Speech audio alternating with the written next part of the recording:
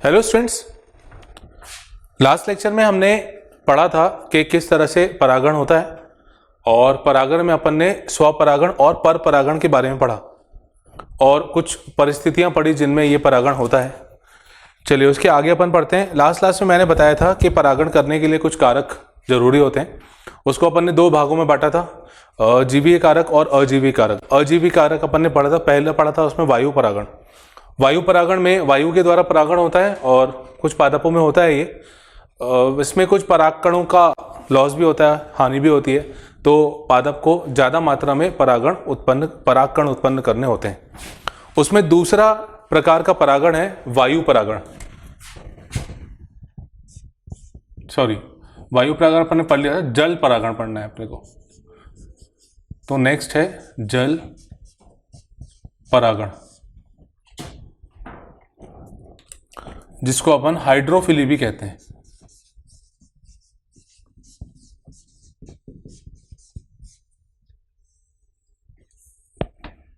ठीक है, जल परागण को अपन हाइड्रोफिली कहते हैं। अब ये एक दुर्लभ प्रकार का परागण है, मतलब कम होता है।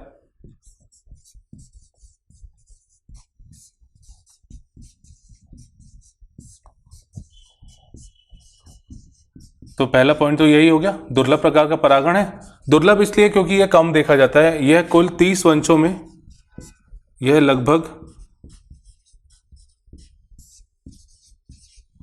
30 वंशों में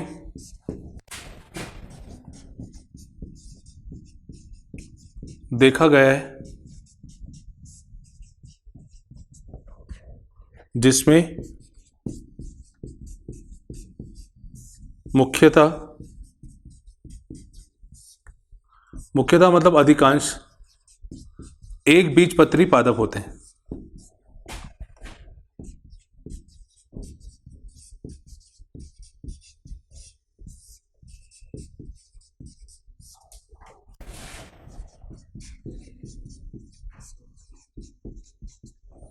ठीक है, जल परागण हाइड्रोफिली ये दुर्लभ प्रकार का परागण है और लगभग 30 वंशों में देखा गया है और मुख्यतः ये एक बीजपत्री पादपों में होता है। अब देखिए ऐसे कई पादप हैं जिनमें जल के द्वारा परागण होता है और उसी के कारण वो अभी तक यहाँ पे उपस्थित हैं और आगे ग्रो करते जा रहे हैं। मतलब कई तो जैसे ब्रायोफाइट हो गए, टेरिडोफाइट हो गए, इनमें तो ऐसा माना जाता है कि जल है इसीलिए इनमें परागण के कारण नए पादप उत्पन्न हो रहे हैं। अगर जल नहीं होता तो नर युग्मक मूव नहीं कर पाता, मादा युग्मक तक नहीं पहुंच पाता, जिसके कारण उनकी कुछ समय में वो अगर खत्म हो जाते पादप तो कुल मिला के उनके जो वंश हैं, जो भी प्लांट हैं उससे रिलेटेड ऑर्डर्स के, वो सब खत्म हो जाते। ठीक है, तो ऐसे कुछ पादप हैं जिनमें जल के द्वारा परागण होता है, जैसे शैवाल, ब्रायोफाइट, टेरिडोफाइट में जल के कारण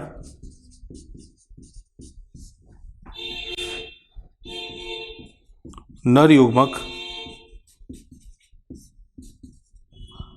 युग्मक मादा युग्मक के संपर्क में आ पाता है।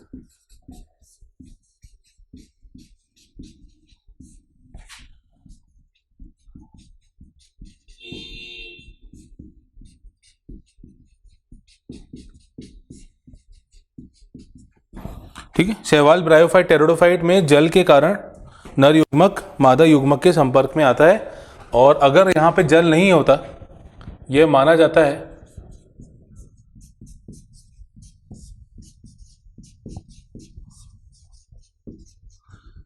कि ब्रायोफाइट और टेरिडोफाइट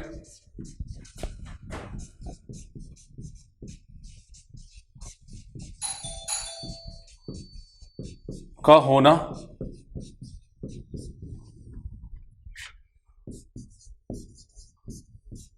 जल के कारण ही संभव हो पाया।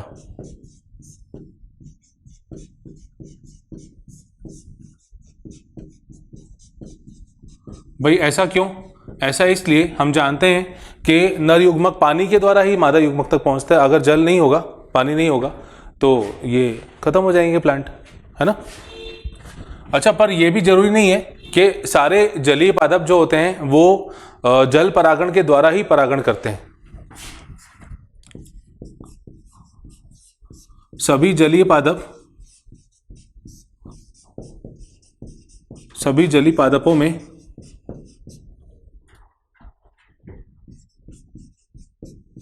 यह आवश्यक नहीं है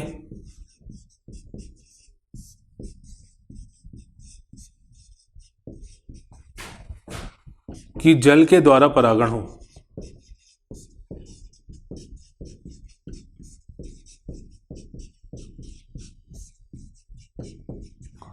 ऐसे कुछ पादप हैं, एक मिनट ना यहां लिख देता हूं मैं, जल के द्वारा परागण हो। कुछ पादप जैसे जलकुंभी, जिसको अपन वाटर हाइसिंथ कहते हैं, या जल लिली,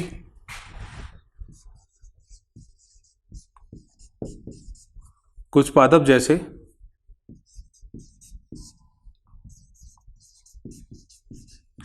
वाटर हाइसिंथ। ये बेटा अभी कुछ समय पहले क्वेश्चन पूछा जा चुका है एग्जाम में कि वाटर हाइसिंथ में, जल लिली में परागण किस तरह से होता है। कुछ पादप वाटर हाइसिंथ या वाटर लिली, जल लिली जिसको अपन कहते हैं, में परागण वायु या कीट के द्वारा होता है।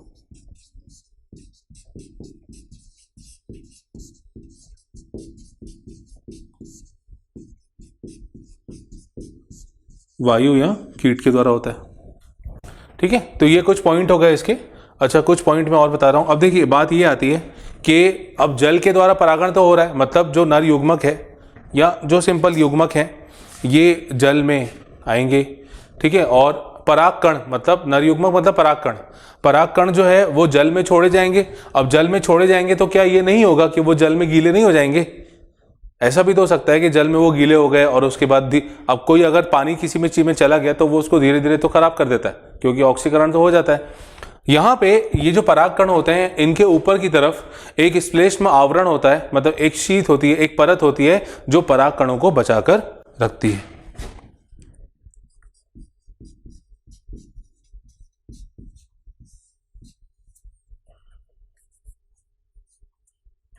परागकण श्लेष्म आवरण से ढके होते हैं और घिरे होते हैं।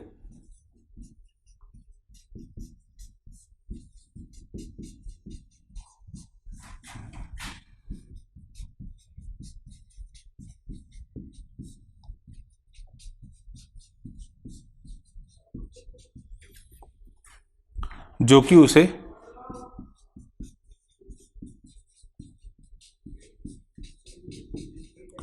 पानी से बचाता है।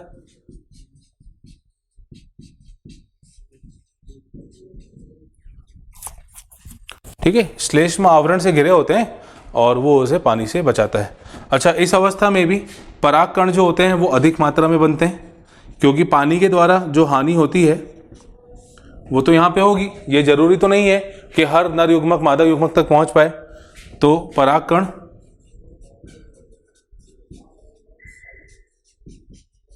अधिक मात्रा में बनते हैं। पहली बात तो ये हो गई। और दूसरी बात ये कि ये जो पुष्प होते हैं, इन पुष्पों में, यानी जिनका परागण जल के द्वारा होता है, ऐसे पुष्पों में मकरंद अधिक तो बनता नहीं है और ये ना ही ज्यादा रंगीन होते हैं। तो जल परागित पुष्प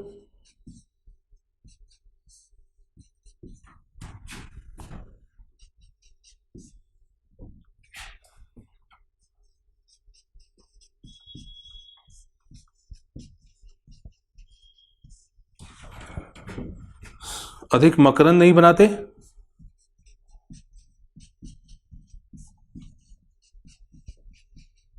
और ना ही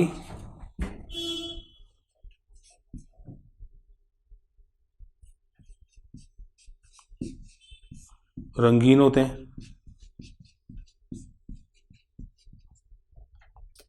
ठीक है, तो ये हो गया जल परागण के बारे में। अब अपन इसके उदाहरण देखते हैं कि किस किस में ये होता है। चलिए मैं इसको एक बार रिवाइज करा देता हूँ।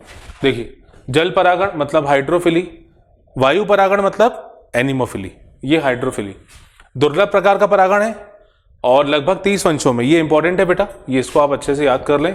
एक तो क्या है, ये 30 वंशों तक सीमित है, और दूसरी बात उसमें से भी मुख्यतः एक बीजपत्री पादप है, मतलब ज्यादातर ये एक बीजपत्री पादपों के वंश में ही देखा गया है जल के द्वारा परागण। शैवाल, ब्रायोफाइट, टेरोडोफाइट जो होते हैं ये जल के द्वारा परागित होते हैं, क्योंकि नर युग्मक जो होता है वो मादा युग्मक तक जल के द्वारा ही पहुंच पाता है। ऐसा माना जाता है कि ब्रायोफाइट, टेरोडोफाइट का उपस्थित होना, उनकी उत्पत्ति जो है वो जल के कारण ही संभव हो सकी, क्योंकि अगर जल नहीं होगा तो इनका मूवमेंट यानी युग्मकों का मूवमेंट नहीं होगा, नर युग्मक मूव नहीं करेगा। सभी जलीय पादप जो होते हैं इसमें यह आवश्यक नहीं है कि जल के द्वारा ही परागण हो। कुछ पादप होते हैं जैसे वाटर हाइसिंथ हो गया, जलकुंभी हो गया, जल लिली हो गया, इसमें परागण जो होता है वो वायु और कीट के द्वारा होता है। ये एग्जाम्पल पूछा जा चुका है, ठीक है, वायु या कीट के द्वारा परागण होता है। परागकण में ऊपर से एक आवरण होता है, ऊपर से एक कवरिंग होती है और वो उसे पानी से बचाती है। परागकण अधिक मात्रा में बनते हैं, ये भी अपन इसको अच्छे से याद कर लें, क्योंकि जल, अच्छा दो चीजें हो गई, जल और वायु परागित पुष्प में जो परागकण होते हैं वो ज्यादा मात्रा में बनते हैं, और दूसरी बात के जल परागित पुष्प के जो परागकण जो होते हैं श्लेष्म आवरण से घिरे होते हैं, ठीक है, और ये अधिक मकरंद नहीं बनाते, यानी मकरंद बनता है बहुत कम मात्रा में बनता है, और ना ही तो ये रंगीन होते हैं। और यही प्रॉपर्टी अपन ने देखी थी वायु परागित पुष्पों के लिए भी। तो अब अपन इसमें देखते हैं कि कुछ उदाहरण है कि किस तरह से जल की सतह पर कुछ पादपों में परागण होता है, जल के अंदर परागण होता है। अब हम ये डिस्कस करते हैं। अब देखिए, जल में जो परागण होता है वो मुख्यतः या तो सतह पर होगा और या तो फिर पानी के अंदर होगा। इसमें अपन पहला प्रकार पढ़ते हैं जिसे अपन कहते हैं एपी हाइड्रोफिली, मतलब सतह पर परागण।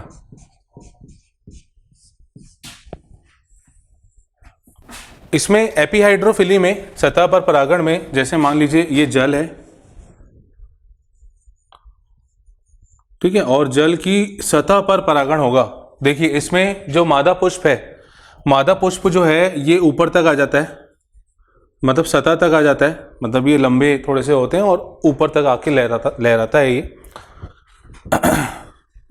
और जो परागकण होते हैं, परागकण यहाँ पे सतह पर जो जल धारा होती है, जल धारा के द्वारा बहते हुए वो इस मादा पुष्प के संपर्क में आते हैं। तो यहां पे मैं कुछ पॉइंट लिख दे रहा हूं। मादा पुष्प जल की सतह तक आ जाते हैं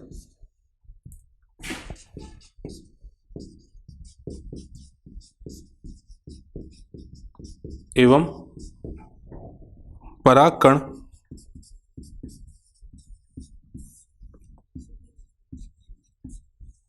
जलधारा द्वारा निष्क्रिय रूप में बहते हुए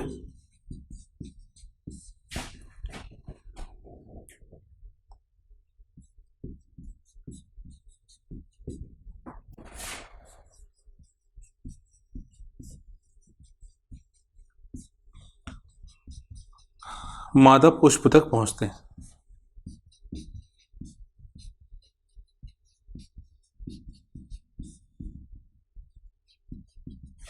ठीक है, मादा पुष्प जल की सतह पर आते हैं और परागकण जलधारा द्वारा निष्क्रिय रूप से बहते हुए मादा पुष्प तक आके पहुंचते हैं। इसका उदाहरण अगर देखें तो ये वेलिसनेरिया में होता है। वेलिसनेरिया इसका उदाहरण है। उदाहरण आप ध्यान रखिएगा कि वेलिसनेरिया में सतह पर परागण होता है। अब दूसरा आता है हाइपोहाइड्रोफिली।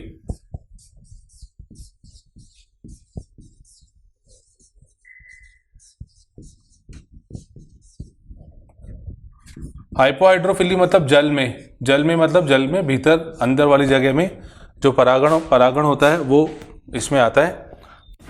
अब जैसे मान लीजिए ये जल, ये वाटर, और यहाँ पे जो मादा पुष्प होते हैं वो जल के भीतर ही होते हैं, अंदर ही अंदर, और परागकण सेम वैसे ही जल धारा के द्वारा होते हुए निष्क्रिय रूप से बहते हुए ये मादा पुष्प तक पहुंचते हैं। तो यहाँ पे भी सेम है, इसके जैसा ही है, सेम है, सेम एज, मैं इसमें एक दो पॉइंट लिख देता हूँ कन्फ्यूजन ना हो, ठीक है, सेम नहीं लिखते हैं नहीं तो आगे फिर प्रॉब्लम होगी। यहाँ मादा पुष्प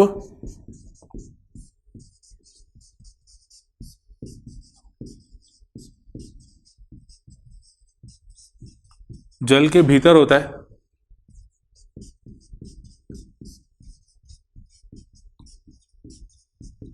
एवं परागकण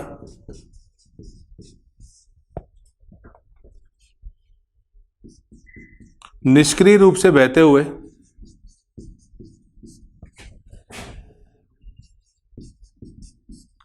उस तक पहुंचते हैं।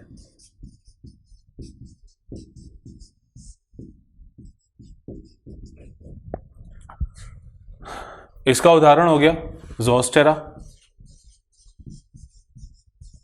जिसको अपन, जिसमें अपन हाइपोहाइड्रोफिली यानी जल परागण देखते हैं, और यहां से रेटोफाइलम, हाइड्रिला,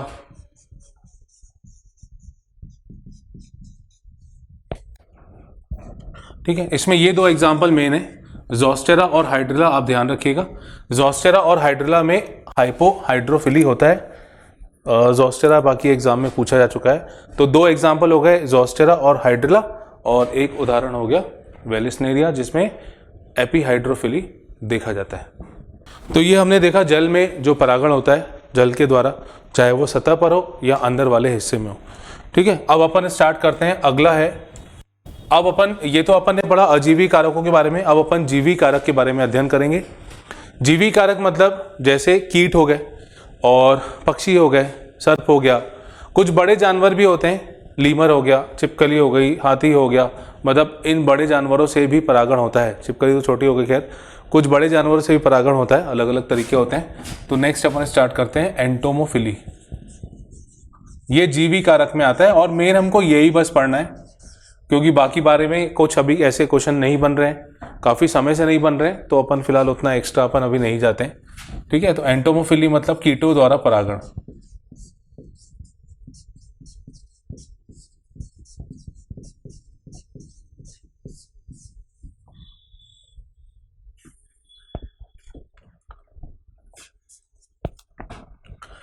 सबसे ज्यादा जो परागण होता है वो कीटों द्वारा ही होता है, और उसमें भी सबसे ज्यादा मधुमक्खी के द्वारा परागण होता है।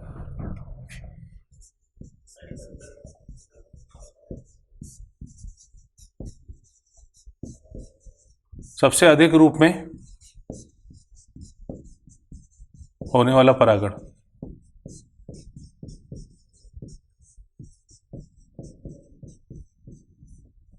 और मधुमक्खी जो होती है वो मुख्य परागणकर्ता होती है।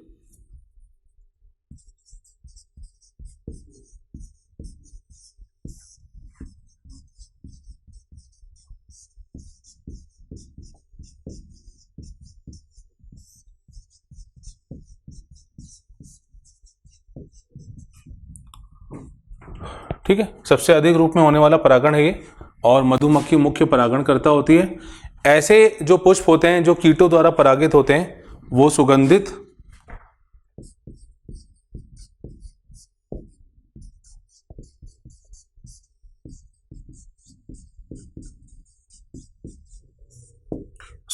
एवं अधिक मकरंद वाले होते हैं।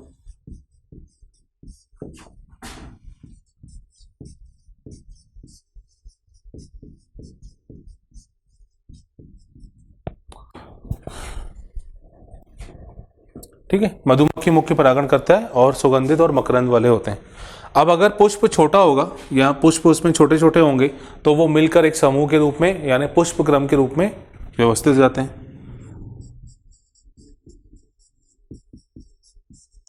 यदि पुष्प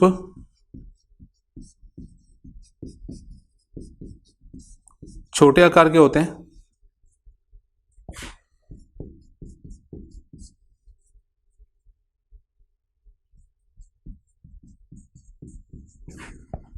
तो वह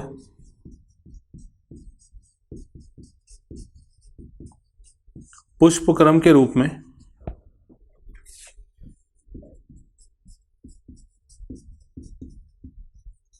व्यवस्थित हो जाते हैं। अब जो मक्खियों के द्वारा या जो बीटल के द्वारा पुष्प परागित होते हैं वो मलिन गंध वाले होते हैं, मतलब उसमें एक अलग तरह की गंध होती है।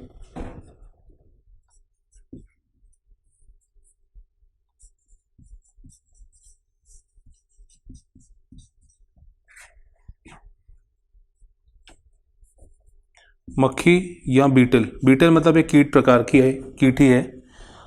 मक्खी या बीटल द्वारा परागित पुष्प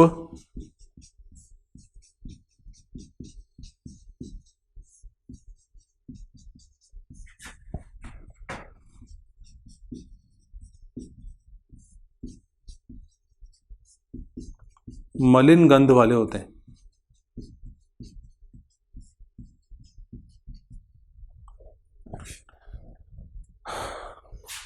अब ये जो पुष्प हैं इनके जो पराग कण होते हैं, इन पराग कण के ऊपर की तरफ एक चिपचिपी परत होती है। जैसे ये पराग कण है और जो कीटों के द्वारा जिनमें परागण होता है उनमें ऊपर की तरफ कुछ चिपचिपी परत होती है। इस चिपचिपी परत को अपन कहते हैं परागकीट। तो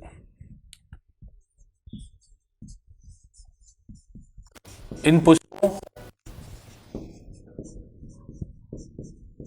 के पराग कणों के बाहरी ओर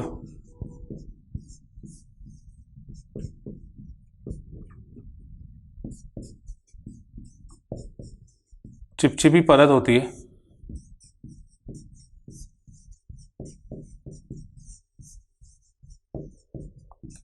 जिसे पॉलन किट यानी पराग किट कहते हैं।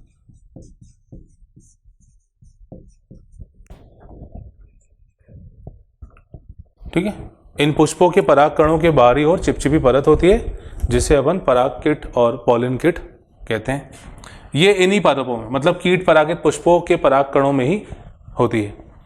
अब देखिए ये, अब जैसे मान लीजिए इसका काम क्या हुआ, पराग किट जो होती है ये पराग किट चिपचिपी होती है। जब कोई कीट इसके ऊपर आके बैठता है तो ये पराग किट के कारण पराग कण जो होते हैं वो उसके पैरों पे चिपक जाते हैं, और जब ये कीट दूसरी जगह जाके किसी मादा पुष्प पे बैठेगा तो वहां पे पराग कणों को ये छोड़ता है, मतलब बैठता है तो पराग कण उसके पैर से निकल जाते हैं, मतलब कुछ निकल जाते हैं, कुछ चिपके भी रह सकते हैं, और उस अवस्था में फिर परागण होता है।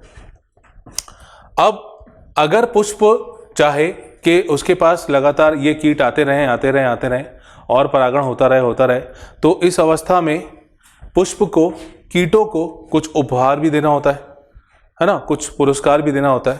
तो ये जो उपहार होते हैं ये उपहार दो रूप में होते हैं, एक तो मकरंद के रूप में और दूसरा परागकण के रूप में। कई बार ये उपहार एक नए रूप में भी बदलता है कि कुछ पादप जो होते हैं उनके जो पुष्प होते हैं वो काफ़ी ज़्यादा ऊंचाई पे होते हैं और एक सुरक्षित स्थान प्रदान करते हैं कीटों को ताकि वो अपने अंडे वहाँ पे दे सकें। ठीक है, तो ये अपन लिख लेते हैं।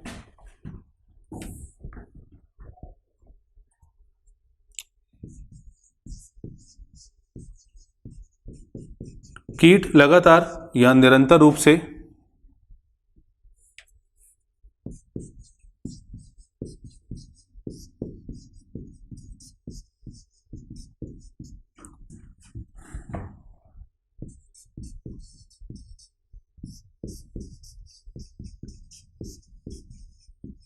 पुष्प के पास आते रहें,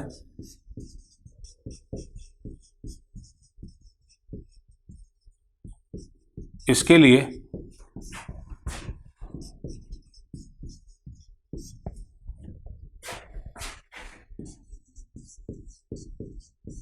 कीटों को पादपों या पुष्पों द्वारा उपहार दिया जाता है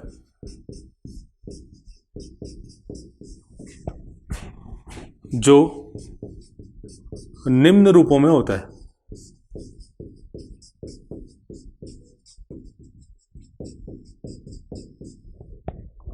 जो कि निम्न रूपों में होता है। इसमें पहला है मकरंद, जिसे अपन नेक्टर कहते हैं। दूसरा है इसमें परागकण, पॉलन ग्रेन। कई बार परागकण तो खाए भी जाते हैं, ये अपन को पता है ना, प्रोटीन की मात्रा भी इनमें होती है। और तीसरा है सुरक्षित अंडे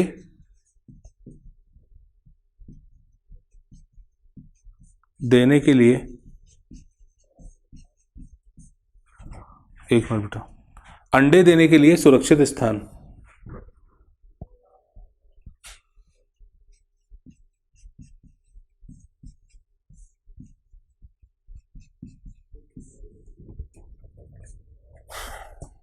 मकरंद हो गया, परागकण हो गया, अंडे देने के लिए सुरक्षित स्थान हो गया।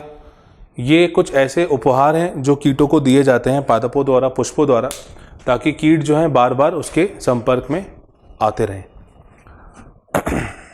चलिए इसको रिवाइज करते हैं। सबसे अधिक रूप में होने वाला परागण है, ठीक है। मुख्य मधुमक्खी जो है वो मुख्य परागण करता है, बिल्कुल ठीक। ऐसे पुष्प सुगंधित अधिक मकरंद युक्त होते हैं। अभी तक अपन ने जो भी देखा उसमें पुष्प जो था उसमें सुगंध कम थी और मकरंद नहीं था, ना के बराबर। पुष्प यदि छोटे होते हैं तो वो मिलकर बड़ा पुष्पक्रम बना लेते हैं। मक्खी बीटल द्वारा जो परागित पुष्प होते हैं मलिन गंध वाले होते हैं, और पुष्पों के परागकणों के चारों ओर एक चिपचिपी परत होती है जिसे अपन पराग किट कहते हैं, पॉलन किट कहते हैं, जिससे कीट के पैर में वो परागकण चिपक जाता है और वो कीट कहीं दूसरी जगह बैठता है जाके तो वो परागकण को छोड़ता है। कीट निरंतर रूप से पादप और पुष्प के पास आते रहे, इसलिए पादप पुष्प जो होते हैं वो उसे उपहार देते हैं, और ये उपहार या तो मकरंद के रूप में होगा या तो पराग के रूप में होगा। पराग मतलब मकरंद, परागकण के रूप में होगा, और अंडे देने के लिए सुरक्षित स्थान के रूप में होता है। इसको अपन और आगे देखते हैं कि किस तरह से कौन सा पादप सुरक्षित स्थान, ऐसे कौन कौन से पादप सुरक्षित स्थान दे सकते हैं। अब एक पादप होता है अमॉर्फोफैलस।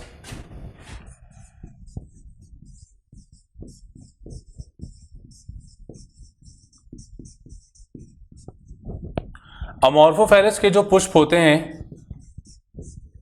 ये 6 फीट ऊंचे होते हैं।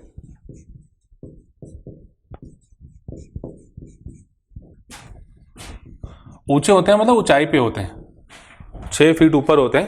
तो ये कीटों के लिए तो काफी एक सुरक्षित स्थान हो गया कि वो पुष्प में अंडे दे देते हैं।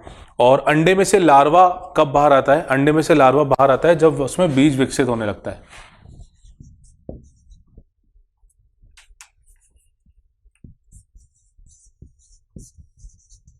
कीट अपने अंडे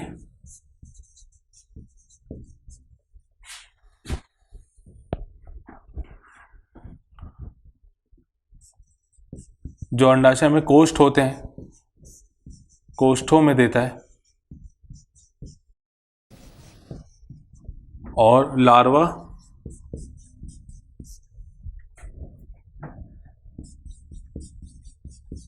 बाहर निकलता है जब इसमें मतलब पादप की बात हो रही है, जब इसमें बीज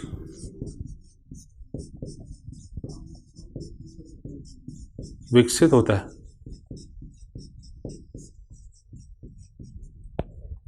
तो अमॉर्फोफैलस के बारे में, कीट के लिए सुरक्षित स्थान हो गया अंडे देने के लिए।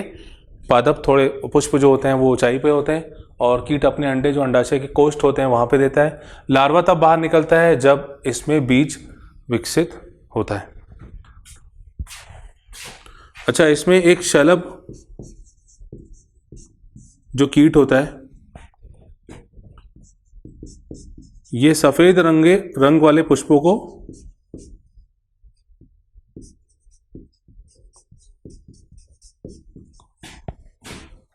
को परागित करता है।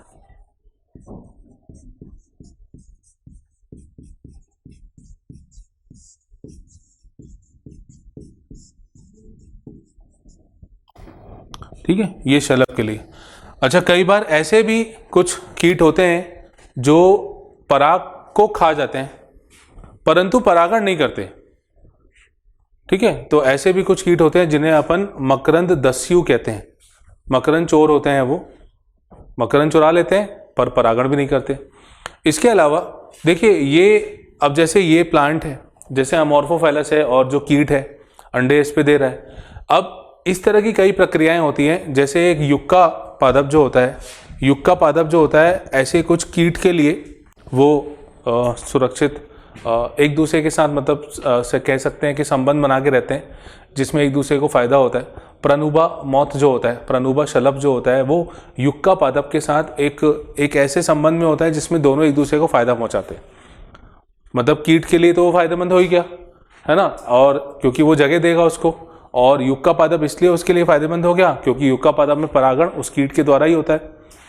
तो इस तरह के संबंध जो बनते हैं, ये इसको अपन म्यूचुअलिज्म कहते हैं, जिसमें दोनों जीव एक दूसरे को फायदा पहुंचाते हैं, और जिसमें एक को अगर नुकसान होता है या एक अगर खत्म हो जाता है तो दूसरे का काम भी बहुत मुश्किल से चल पाता है, या वो भी हो सकता है कि उसके साथ खत्म हो जाए। ठीक है, तो ऐसे भी अपन संबंध देखते हैं। युक्का पादप और प्रनुबा मॉथ, ये भी उसका एक उदाहरण है जिसमें दोनों आपस में साथ में रहते हैं और दोनों एक दूसरे को फायदा पहुंचाते हैं। तो एक अपन परागदस्यु के बारे में और लिख लेते हैं। परागदस्यु या इसको अपन मकरंदस्यु भी कहते हैं। कुछ जीव जैसे कुछ कीट हो गए, कुछ पक्षी हो गए, ये क्या करते हैं कि मकरंद तो ले लेते हैं, कुछ जीव पुष्पों से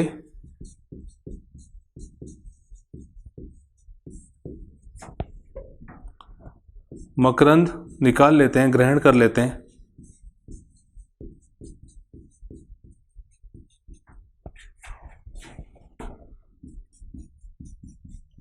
परंतु परागण नहीं करते।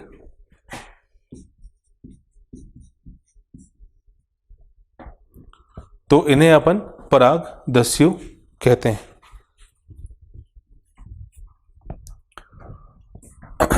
तो ये अपन ने पूरा परागण वाला पार्ट फिनिश किया।